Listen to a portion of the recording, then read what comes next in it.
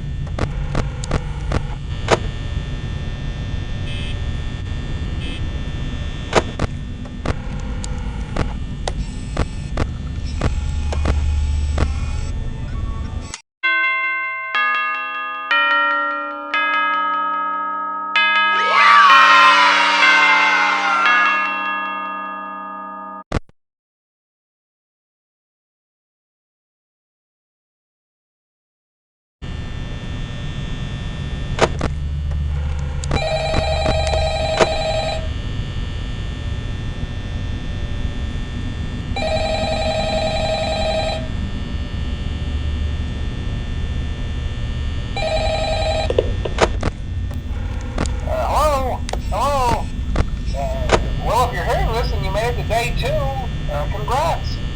I won't talk quite as long this time since Freddy and his friends tend to become more active as the week progresses. It might be a good idea to peek at those cameras while I talk, just to make sure everyone's in their proper place, you know. Interestingly enough, Freddy himself doesn't come off stage very often. the dark, though. So, hey, I guess that's one more reason not to run out of power, right? I also want to emphasize the importance of using your door lights. There are blind spots in your camera view, and those blind spots happen to be right outside your doors. So if you can't find something or someone on your cameras, be sure to check the door light. You might only have a few seconds to react. Not that you would be in any danger, of course. I'm not implying that.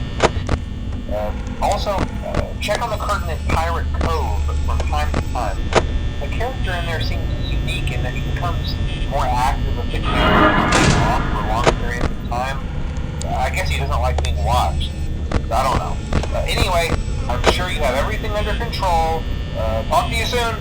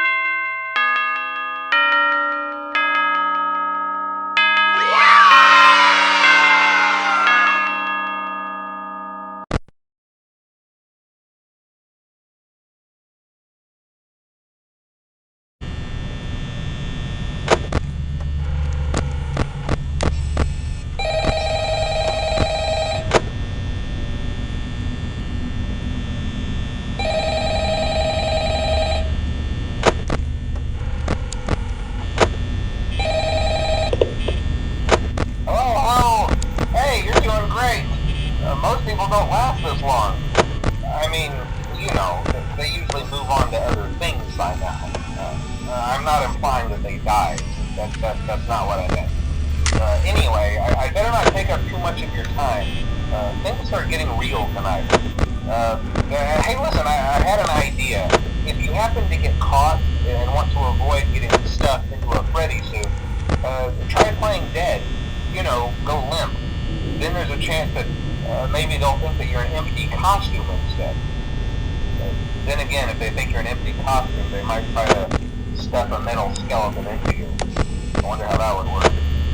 Yeah, never mind. Scratch that. It's best just not to get caught. Okay, I'll leave you to it. See you on the flip side.